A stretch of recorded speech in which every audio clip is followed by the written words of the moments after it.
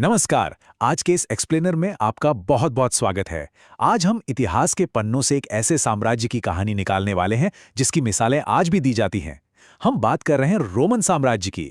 जरा सोचिए, एक ऐसा साम्राज्य जिसने केवल एक या दो नहीं बल्कि पूरे 3 महाद्वीपों को अपने नियंत्रण में रखा था। तो ऐतिहासिक स्रोतों के आधार पर आज हम ये समझने की कोशिश करेंगे कि आखिर ये सभ्यता इतनी महान कैसे बनी, वहां के आम लोगों का जीवन कैसा था और अंततः ये साम्राज्य कैसे ढह गया। तो चलिए बिना किसी देरी के इस रोमांचक सफर की शुरुआत करते हैं। आज के इस सफर का हमारा रास्ता कुछ ऐसा रहेगा। हम शुरुआत करेंगे साम्राज्य के विशाल विस्तार को समझने से, फिर देखेंगे उनकी सत्ता के स्तंभ, वहां का समाज और अर्थव्यवस्था, और अंत में जानेंगे उस बड़े संकट और पतन की कहानी को जिसने इतिहास की दिशा ही बदल दी। आइए सबसे पहले बात करते हैं इस साम्राज्य के चौंकाने वाले फैलाव की। एक ऐसा फैलाव जो यूरोप, अफ्रीका और एशिया तक फैला हुआ था। इस साम्राज्य का भौगोलिक पैमाना इतना बड़ा था कि आज के समय में शायद हम उसकी ठीक से कल्पना भी न कर पाएं। अब एक सवाल जो आपके मन में आ सकता है वो ये कि इतने पुराने इतिहास के बारे में हमें आखिर पता कैसे चलता है। देखिए, इतिहासकार कोई हवा में तीर नहीं चलाते, वे ठोस सबूतों पर काम करते हैं। रोमन इतिहास को मुख्य रूप से 3 चीजों से बुना गया है। पहली है पाठ्य सामग्री, यानी उस समय के लोगों के लिखे खत, उनके कानून और प्रवचन। दूसरे हैं उस समय के प्रलेख या दस्तावेज, और तीसरी चीज है भौतिक अवशेष, यानी जमीन की खुदाई से निकली इमारतें, सिक्के, मिट्टी के बर्तन और यहां तक कि पुरानी अस्थियां। इन्हीं सब चीजों ने मिलकर इस साम्राज्य की तस्वीर साफ की है। अब इन दस्तावेजों की बात करें तो उस समय आज जैसा कागज तो था नहीं। तो सवाल है कि वो लिखते किस पर थे। इसका जवाब है पपायरस। ये मिस्र में नील नदी के किनारे उगने वाला एक सरकंडे जैसा पौधा था। रोमन लोग इसके पत्तों को प्रोसेस करके उन पर अपने रिकॉर्ड्स लिखते थे। और आपको ये जानकर शायद हैरानी होगी कि जो विशेषज्ञ आज इन प्राचीन दस्तावेजों को पढ़ते और समझते हैं, उन्हें पपायरस शास्त्री या पेपायरोलॉजिस्ट्स कहा जाता है। अगर हम इस साम्राज्य के मैक्रो भूगोल यानी इसके नक्शे पर नजर डालें तो इसकी सीमाएं सच में हैरान करने वाली हैं। उत्तर की तरफ इसके पहरेदार थीं राइन और डेन्यूब नदियां, जबकि दक्षिण में विशाल सहारा रेगिस्तान इसकी सीमा तय करता था। और इन सबके बीच धड़कता था भूमध्य सागर, जिसे रोमन साम्राज्य का हृदय माना जाता था। वैसे पूर्व में फरात नदी के पार उनका एक बहुत बड़ा और कड़ा प्रतिद्वंदी भी था, ईरानी साम्राज्य। इन दोनों के बीच वर्चस्व की एक बहुत ही लंबी और दिलचस्प लड़ाई रही है। अब चलते हैं अपने दूसरे अहम पड़ाव की ओर।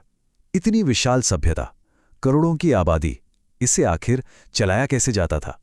जरा सोच के देखिए, एक ऐसा साम्राज्य जिसकी आबादी लगभग 6 करोड़ थी, इसे संभालना कोई बच्चों का खेल तो था नहीं। इस प्रशासन को सुचारू रूप से चलाने के लिए सत्ता के 3 मुख्य स्तंभ हुआ करते थे। सत्ता का पहला और सबसे पुराना स्तंभ था सीनेट। ये सीनेट मूल रूप से अमीर, अभिजात और ताकतवर लोगों का एक एलीट क्लब था। शुरुआत में जब रोम एक गणतंत्र था तब सारी सत्ता इसी सीनेट की मुट्ठी में थी। हालांकि बाद में जब सम्राटों का दौर आया तो सीनेट को सत्ता के केंद्र से थोड़ा किनारे कर दिया गया, लेकिन फिर भी समाज में उनका रुतबा और प्रभाव हमेशा बना रहा। रोमन राजनीति में सबसे बड़ा भूचाल आया 27 ईसा पूर्व में। सदियों से चला आ रहा सीनेट आधारित गणतंत्र तब पलट गया जब जूलियस सीजर के दत्तक पुत्र ऑक्टेवियन ने सत्ता पलट दी। उसने अपना नाम ऑगस्टस रखा और सारी ताकत अपने हाथों में ले ली। लेकिन ऑगस्टस बहुत चतुर था। सीनेट को नाराज न करने के लिए उसने खुद को सम्राट नहीं कहा, बल्कि खुद को सिर्फ प्रमुख नागरिक बताया। इस नई व्यवस्था को प्रिंसिपेट कहा गया। बाद में 14 ईसी में जब उसका दत्तक पुत्र टाइबेरियस गद्दी पर बैठा तो वहां से वंशानुगत शासन, यानी एक के बाद एक परिवार के ही सदस्य के राजा बनने की परंपरा पक्की हो गई। ये था सत्ता का दूसरा स्तंभ, सम्राट। और अब आता है सत्ता का तीसरा और शायद सबसे खतरनाक स्तंभ, उनकी सेना। अगर हम उस समय की ईरानी सेना और रोमन सेना की तुलना करें तो एक बहुत बड़ा अंतर दिखाई देता है। ईरानी सेना में लोगों को जबरदस्ती सेना में भर्ती किया जाता था, लेकिन रोमन सेना पूरी तरह से एक प्रोफेशनल सेना थी। वहां के सैनिकों को बाकायदा वेतन मिलता था और उन्हें 25 साल तक सेवा करनी होती थी। लगभग 6 लाख सैनिकों की ये एक खूंखार ताकत थी। मजे की बात यह है कि ये रोमन सैनिक अक्सर बेहतर वेतन के लिए आंदोलन भी कर देते थे, और यही कारण था कि सीनेट इस सेना से खौफ खाती थी। कोई भी रोमन सम्राट तभी सफल हो सकता था जब इस शक्तिशाली सेना पर उसकी पूरी पकड़ हो। चलिए अब इन बड़ी बड़ी राजनीतिक बातों से थोड़ा बाहर निकलते हैं और आम लोगों के जीवन में झांकते हैं। बात करते हैं वहां के समाज और अर्थव्यवस्था की। अगर हम समाज को माइक्रो लेवल पर देखें तो एक बहुत ही चौंकाने वाला तथ्य सामने आता है। हम हजारों साल पहले के प्राचीन काल की बात कर रहे हैं, लेकिन फिर भी रोमन महिलाओं के पास संपत्ति के अधिकार बहुत ही मजबूत थे। विवाह के बाद भी वो अपनी पैतृक संपत्ति से बेदखल नहीं होती थीं। पिता की मृत्यु के बाद वो स्वतंत्र रूप से उस संपत्ति की मालकिन बन जाती थीं। इसके अलावा उस समाज में तलाक लेना भी कोई बहुत मुश्किल काम नहीं था, लेकिन इसका एक स्याह पहलू भी था। घर की चारदीवारी के अंदर घरेलू हिंसा बहुत आम थी। खुद मशहूर बिशप सेंट ऑगस्टीन ने लिखा है कि कैसे उनके पिता द्वारा उनकी माता को नियमित रूप से पीटा जाता था। ये साफ दिखाता है कि कानूनी अधिकारों के बावजूद पितृसत्तात्मक हिंसा की जड़ें समाज में बहुत गहरी थीं। अर्थव्यवस्था की बात करें तो ये लोग अपने समय से काफी आगे थे।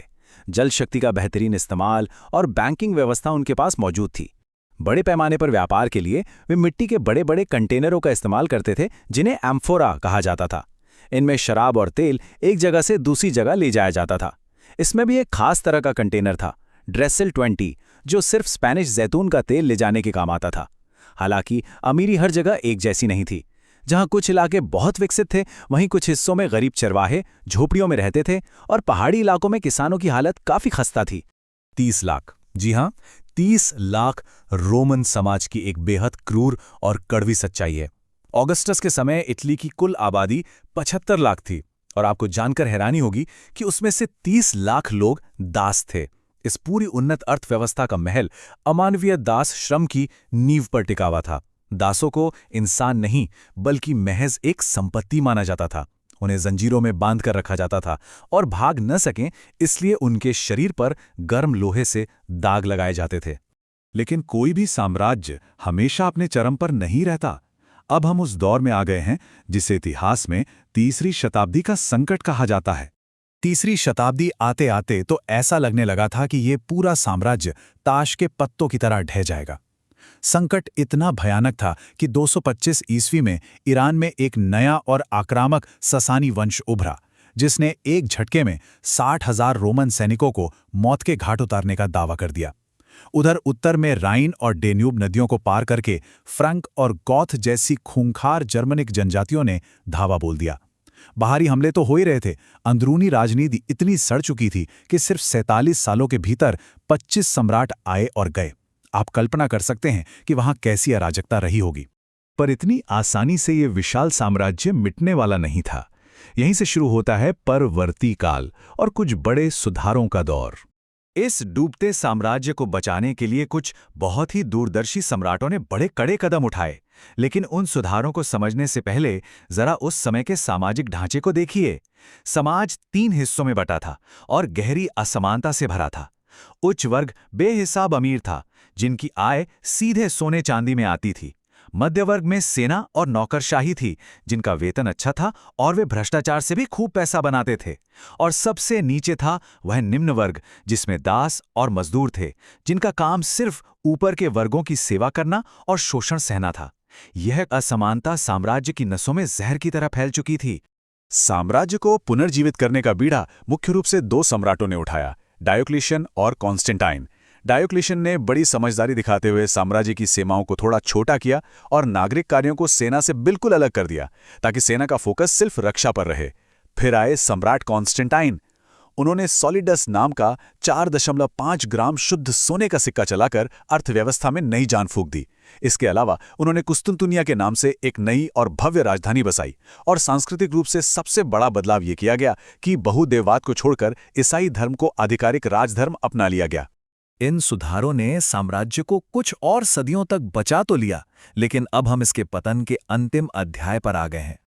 सुधारों का असर कुछ वक्त तक ही रहा और अंततः वो घड़ी आ ही गई जब ये ढांचा चरमरा गया।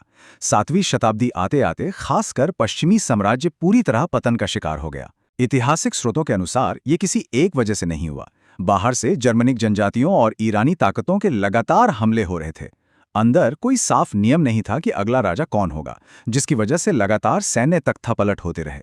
लगातार युद्धों ने व्यापार और खेती दोनों की कमर तोड़ दी, और सबसे बड़ी बात, अमीर एलीट वर्ग अपनी ऐशो आराम में मस्त रहा, जबकि नीचे दासों और गरीबों में गुस्सा खौलता रहा। इस बाहरी और भीतरी दबाव ने साम्राज्य के टुकड़े टुकड़े कर दिए। इस पूरे एक्सप्लेनर के बाद एक बहुत ही गहरा सवाल मन में उठता है। 3 महाद्वीपों में फैली शानदार वास्तुकला, उन्नत कानून और एक जबरदस्त अर्थव्यवस्था वाली इतनी शक्तिशाली सभ्यता आखिर अपने ही आंतरिक असमानता, भ्रष्टाचार और राजनीतिक अस्थिरता के बोझ तले कैसी ढह गई? क्या एक समाज का अपनी ही कमजोरियों से हार जाना तय होता है? ये एक ऐसा सवाल है जिस पर हमें आज भी सोचना चाहिए। आज के इस ऐतिहासिक विश्लेषण में हमारे साथ जुड़ने के लिए आपका बहुत बहुत धन्यवाद।